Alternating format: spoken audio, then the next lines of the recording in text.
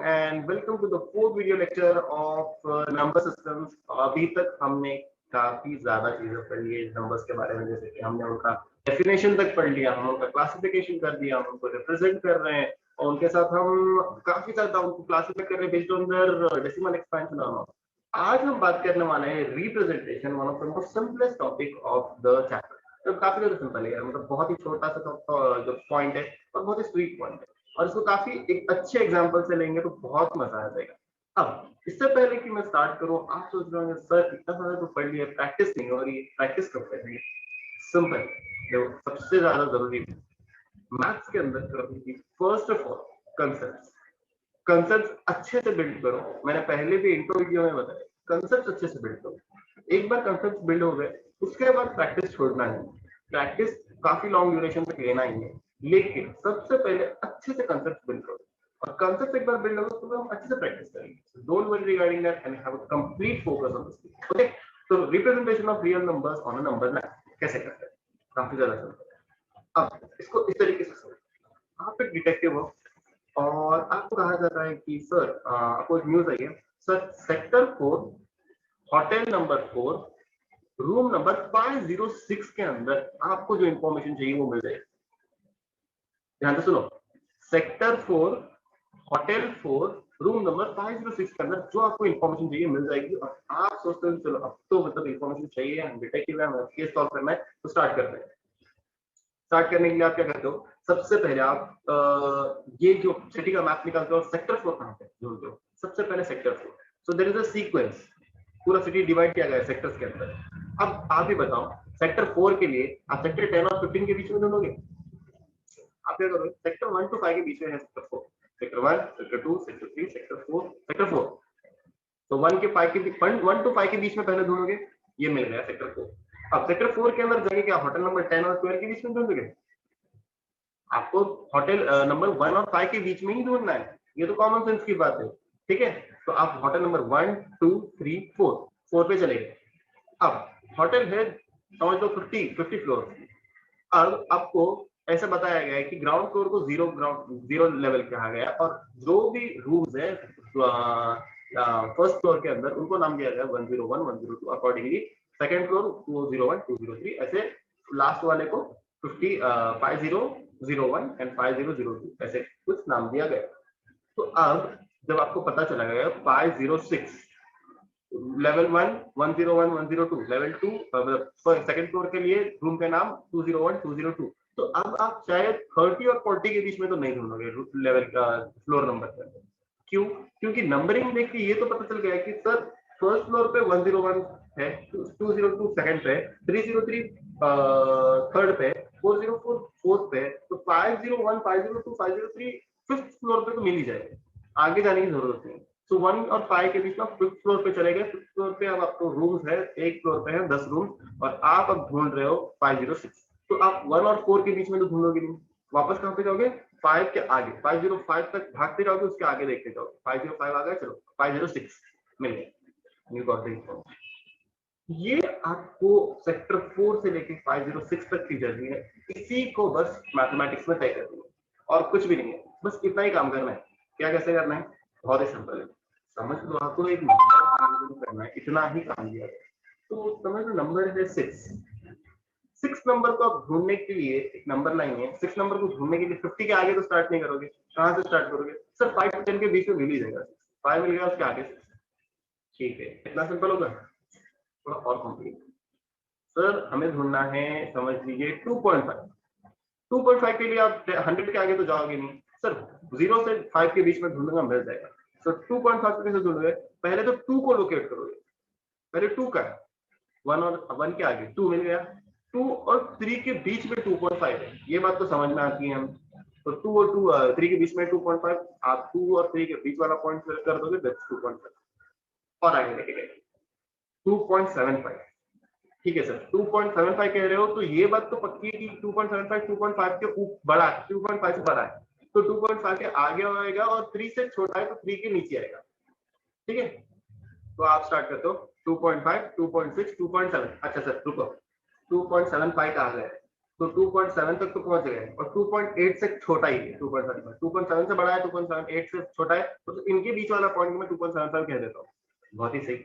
और आगे जाता है, समझ लीजिए तुम्हें कहा गया है कि डिटरमाइन 2.755, 2.755। ठीक है सर, मैं अभी तक तो 2.75 लोकेट करना जान चुका हूँ, 2.75 आ चुका हूँ, 2.75 और सामने दिख रही है मंजिल 2.8, लेकिन 2.8 से पहले वाली जो मंजिल दिख रही है वो 2.75 और 2.76 है, इनके बीच में कुछ डिस्टेंस है सर। और 2.755 के बारे में बात ऐसी दिख रही है सर कि 2.755 ये 2.75 से बड़ा है। क्यों? क्योंकि सर इसके अंदर 2.75 तो है, लेकिन उसके एडिशन में कुछ है 5, 0.005। अगर देखोगे 2.75 में 0.005 ऐड करोगे तब जाके 2.755 बन रहा है, लेकिन सर ये 2.76 से छोटा है।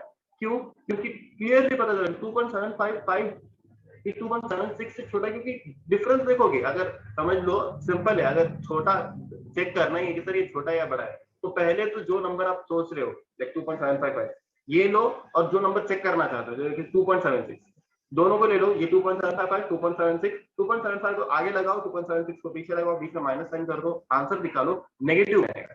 नेगेटिव में आएगा, पता चल रहा है कि सर डिफरेंस नेगेटिव में आ रहा है तो ये छोटा है, माइनस छोटा है। और उसी तरीके से 2.75 का एग्जांपल ले लूं मैं, 2.755 और 2.75 देखोगे तो आंसर आएगा 0.005। तो सर ये पता तो पता चल गई कि सर 2.75 से बड़ा है, 2.76 से छोटा है, तो अब मैं 2.75 और 2.76 के बीच में ढूंढूंगा, और इसके बीच में अगर समझ लो सर हर एक को मतलब ये जो नंबर्स होते हैं बीच में 10 टुकड़े कर दो, सबसे आसान होता है।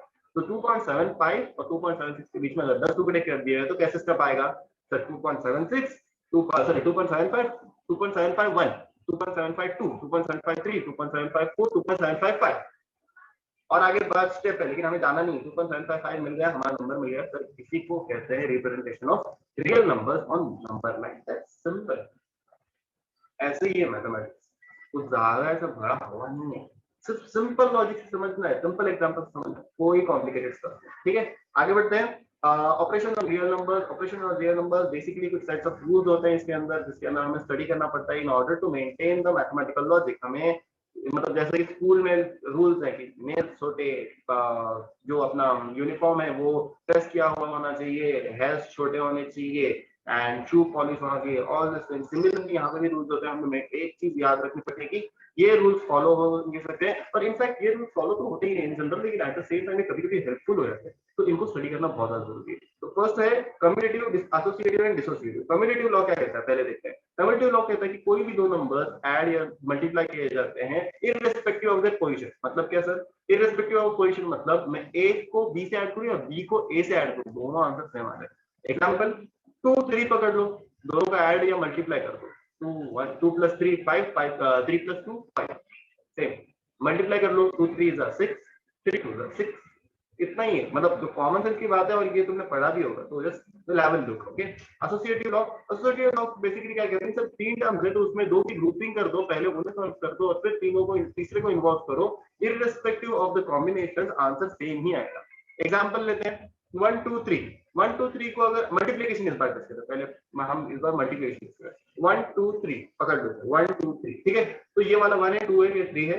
1 2 को पहले ग्रुप कर देता हूं, इन दोनों को मल्टीप्लाई कर दो, 2 1 = 2, 1 2 = 2, and then we multiply the third term, that is 3, then 2 3 = 6, so this comes out to be 6। लेकिन सर अगर मैं ये वाला जो पार्ट, ये वाले को ग्रुपिंग कर दूं, 3 2 = 6, ये 6 को 1 से मल्टीप्लाई करो तो भी आंसर आता है 6।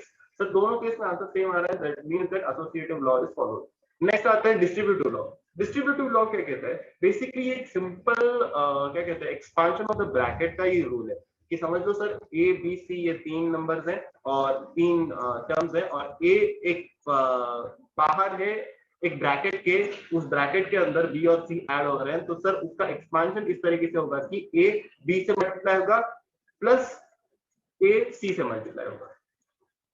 स्क्रीन पे देख सकते हो, काफी सिंपली यहाँ पे एक एक्सप्लेनेशन है। ए अगर एक नंबर है जो एक ब्रैकेट से मल्टीप्लाई हो रहा है, जिसके अंदर दो नंबर ऐड हो रहे हैं, तो मैं सेपरेटली ए को बी से मल्टीप्लाई करके और ए को सी से मल्टीप्लाई करके उन दोनों को ऐड भी कर दूं तो आंसर दोनों केसेस में सेम ही आएगा। सर एक एग्जांपल लेके समझे? ठीक है, एग्जांपल लेके समझो। 1 2 3 का एग्जांपल लेते हैं, ठीक है। 1 2 3, ठीक है। अब समझ लो ब्रैकेट के अंदर 2 और 3, ठीक है, 2 + 3 है और यहाँ बाहर 1 है, ठीक है। इस केस के अंदर समझने की कोशिश करते हैं। अब समझ लो 1 × 2, अब फर्स्ट केस कहता है कि a × 2 + 3। इसको अगर मैं देखूं तो फर्स्ट केस के तरफ देखो, स्क्रीन पे देखो, a की जगह पे मैं अगर पकड़ लूं 1 है, b की जगह पे पकड़ लूं 2 है और c की जगह पे 3 है, तो इसको पहले सॉल्व करूं, b + c दैट इज 2 + 3 = 5, 5 × 1 = 5। और इस तरीके से अगर सॉल्व करने की कोशिश करो, a × b that is 1 × 2 = 2 + 1 × 3 = 3, and दोनों का एडिशन होता है 5। In both the cases answer is coming out to be same. समझ गए डिस्ट्रीब्यूटिव लॉ? ये पहले भी पढ़ा होगा तो मैंने क्विक रिवीजन लिया, ठीक है।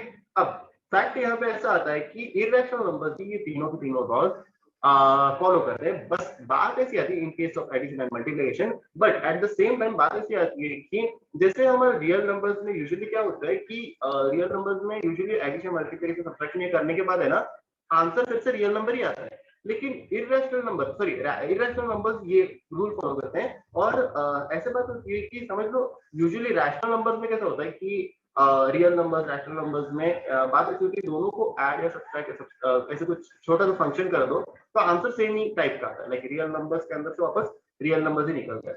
बट जब इर्रेशनल नंबर्स को हम इस तरीके से ट्रीट करते हैं, लाइक उनका एडिशन कर दिया, उनका सब्ट्रैक्शन कर दिया, उनका मल्टीप्लिकेशन कर दिया, तो शायद कुछ केसेस में हमें सेम थिंग ना मिले, शायद कुछ केसेस में हमें डिफरेंट मिले, इर्रेशनल नंबर शायद रैशनल में कन्वर्ट हो जाए। So make a note in mind that it's not at all essential कि हमेशा इर्रेशनल नंबर का एडिशन या सब्ट्रैक्शन इर्रेशनल ही मिले, कभी कभी रैशनल मिल सकता है।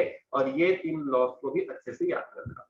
Okay, so that's all for today. Thank you so very much for your patient listening. अगर कोई भी कंफ्यूजन हो तो प्लीज कमेंट सेक्शन में बता दिया करो, टेलीग्राम या फिर इंस्टाग्राम पे इन्फॉर्म कर दिया करो, इजीली सॉल्व कर देंगे। लेकिन don't keep the confusion in mathematics is like time bomb, over the period of time कहीं ना कहीं फूटेगा, और अगर एग्जाम में फूटेगा तो कुछ ज्यादा ही बड़ा मुश्किल हो जाएगी। सो बी केयरफुल विद दिस, थोड़ा रिवाइज कर दिया करो। अगर कोई क्वेश्चन मिलता है, प्रैक्टिस करना है तो प्रैक्टिस तो मैं तो कराने ही वाला हूँ, लेकिन अगर तुम्हें कुछ स्टार्ट करना है तो you can always start it, but before that please have a revision of all the concepts we are learning. Okay, so thank you so very much and I'll see you in the next video. Till then, goodbye and take care and have fun.